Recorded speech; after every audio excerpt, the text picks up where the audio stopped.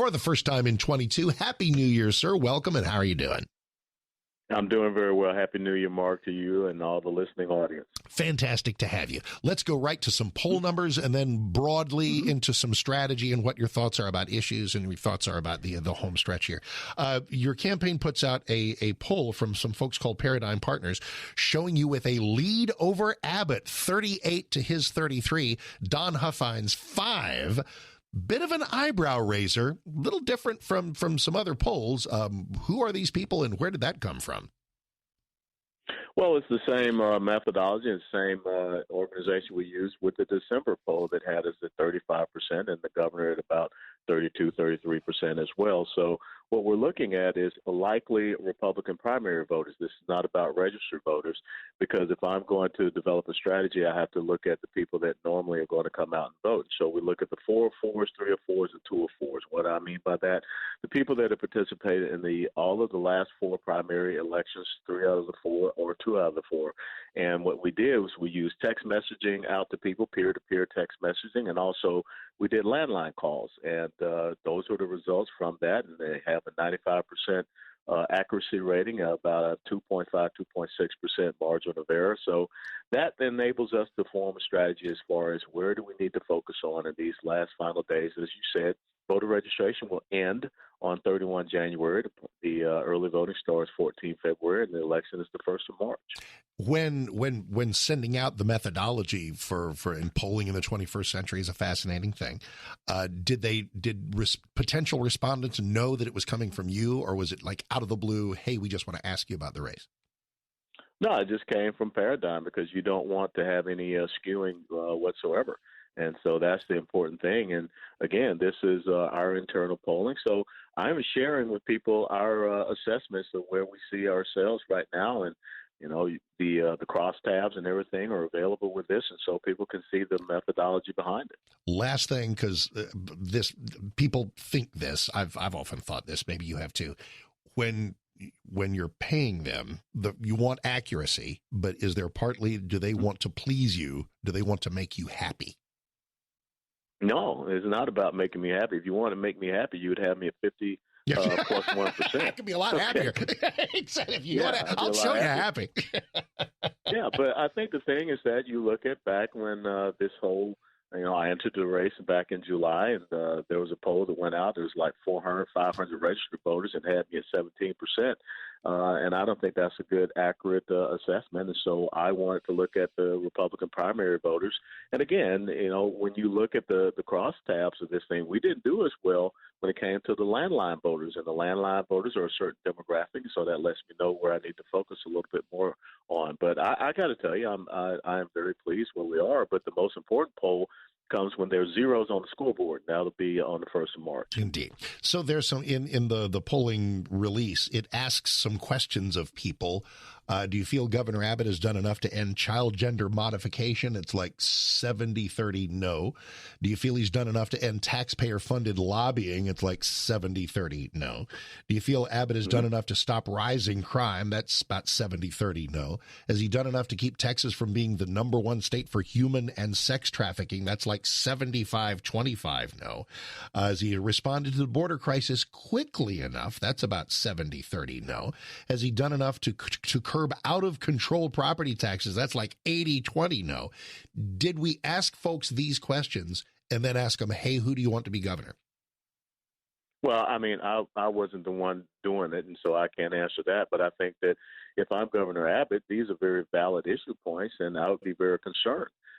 Because everything about that is totally true, and not to mention the fact that I think a lot of people should be concerned about the fact in the last 2 months we've had 5 soldiers in the Texas National Guard commit suicide. Yesterday I got a phone call about another soldier that had suicide ideations, and so they thwarted potential suicide with that young female soldier. So that's a big concern for me, having served in the military for 22 years. No doubt. We all care about that. How is, in bringing that up, though, is somehow a Texas National Guard suicide issue Abbott's fault? Well, a lot of these troops are tied to Operation Lone Star, and when you look at what is happening, there are pay issues there, there are hardship issues there. Some of these soldiers got 72 hours notice to be told that they had to be deployed for a whole year. I was on active duty. I think, unless you're on a ready force, you got a little bit more notice for that in order to get your affairs straight. And so there are some issues there. There are issues with the fact that a lot of these soldiers are down there. They don't have the full basic load of ammunition deployed. You're supposed to have 210 rounds. They have like 80 to 90 rounds. They're exchanging body armor.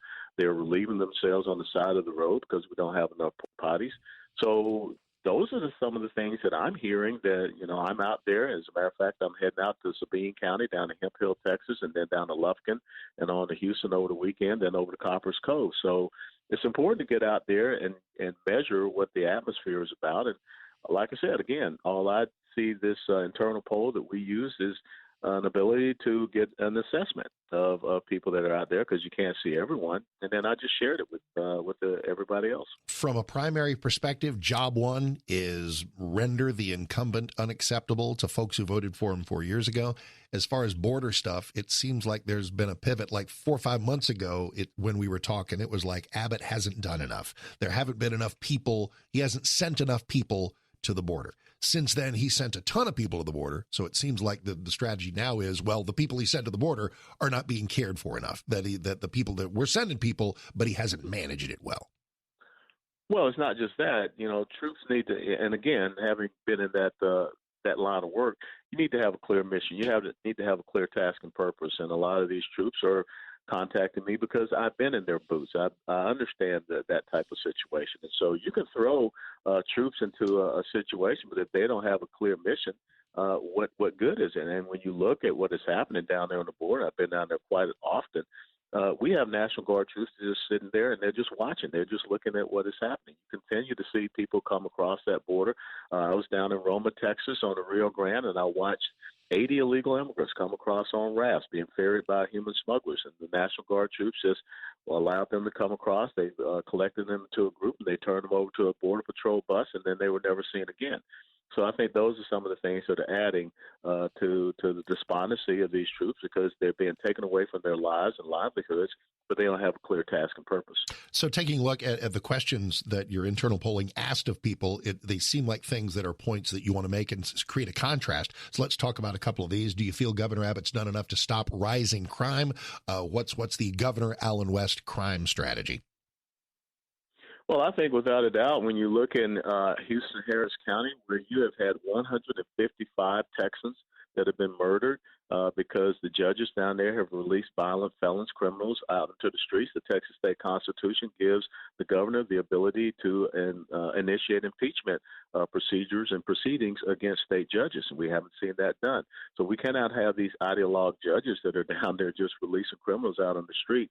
We've seen that happen in other places. We don't want to see that happening here. Then you also have some of these district attorneys that in 2018, George Soros came in and backed many of them, and they are now not prosecuting certain crimes at a certain monetary level. Here in Dallas County, I think John Creuzot says $750 or less.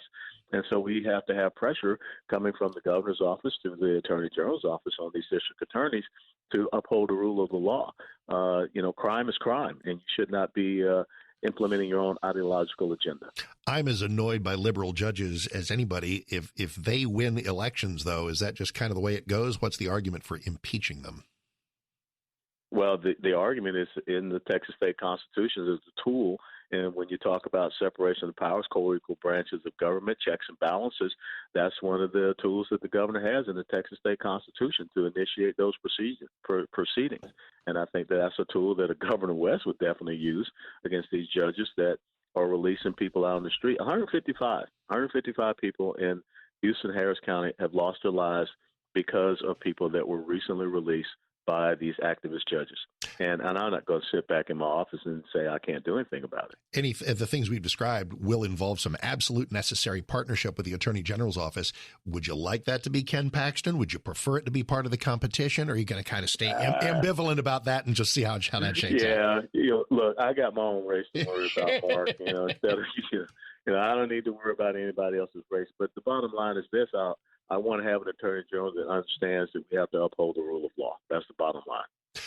The changing face of COVID. 2021 was better than 2020, I guess. We all hope this year is better.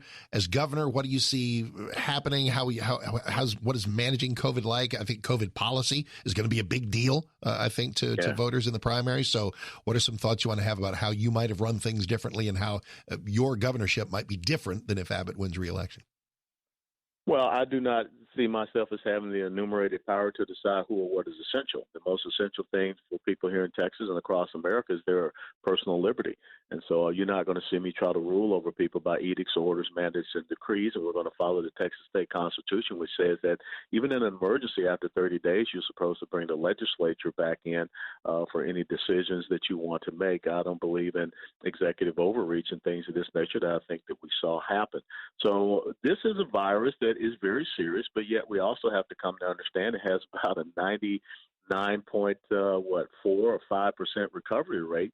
So I don't want to see us destroy businesses and destroy lives over something that has that high of a recovery rate. I don't want to see vaccine mandates. And one of the things that people have been asking for is a fourth special session to come in and make sure we put it into law. We codify it into law that we will not have vaccine mandates here in the state of Texas. And for whatever reason, that has not happened with the governor. The campaign website is West4Texas, the numeral 4, west4texas.com. Allen, good health and success to you on the campaign trail, and I appreciate you. I know we'll be talking often, especially in the next 6.5 weeks. I look forward to it, and I appreciate you very, very much. You got it. God bless. God bless. That's Allen West. I'm Mark Davis, 850.